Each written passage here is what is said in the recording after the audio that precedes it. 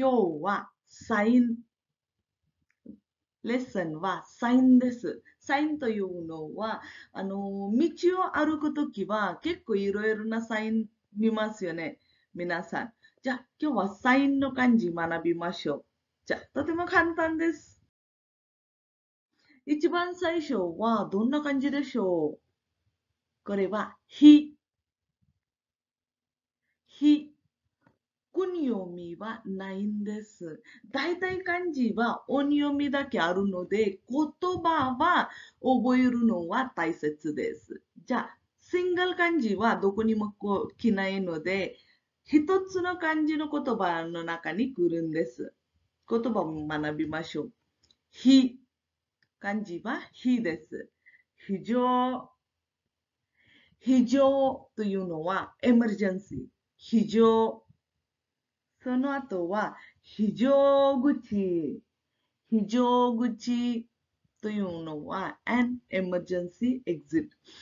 जपानी जे घरं असतात ना, तर त्या घरांमध्ये एका कोपऱ्यामध्ये हिजोगुची ही नक्की असते. म्हणजे जपानमध्ये जिशीन वगैरे होतात किंवा अजून नैसर्गिक काही गोष्टी होतील की त्यावेळेस घरातून पळून जाण्यासाठी किंवा बाहेर पडण्यासाठी एक रस्ता असतो. त्याला म्हटलं जातं इमर्जन्सी एक्झिट.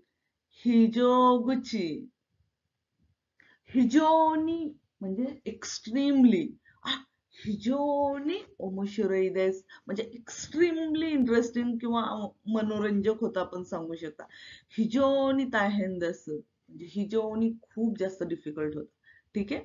सो अशा पद्धतीने हिजोनी, हिजोगुची और हिजो हे शब्द वापरले जातात. म्हणजे तुमच्या लक्षात आले की नक्की कोणत्या तरी शब्दाबरोबर येतात. हा पुढचा जो शब्द आहे ना जो, तो पण आपण शिकणारच आहे लवकर.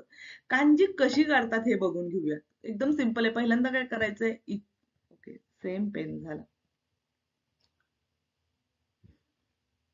इच्छी एक रेग नी सान शी. ठीक आहे. सोनातवा गो रोकू शिची हाची. किती सिंपल आहे.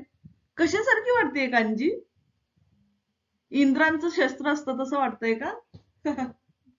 काही लक्षात ठेवू शकता तुम्ही. एकदम सोपं. ही असं रीडिंग आहे त्याला. ठीक आहे.